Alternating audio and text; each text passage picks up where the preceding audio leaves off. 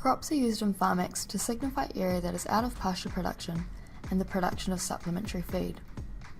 It's important to update planned crop events in order to get an accurate forecast of your feed supply.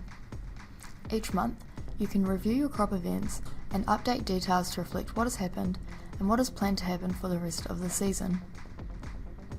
To update crops, first click the block the crops are on, then select Crops.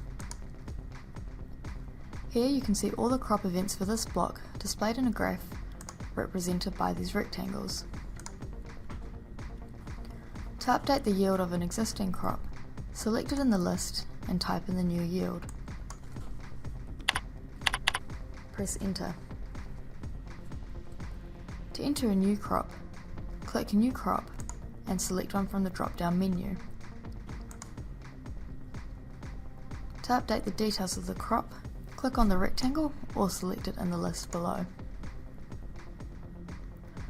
The crop date, area and duration can be changed by dragging the crop event left and right, or changing the height and width of the event.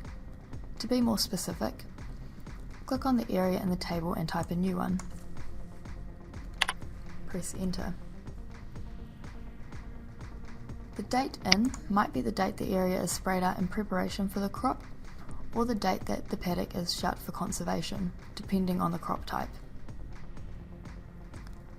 Select the arrow next to the date and choose a new one. The date out should be the date the area is again in pasture available for grazing. Farmax will now reforecast your feed supply based on your supplement updates.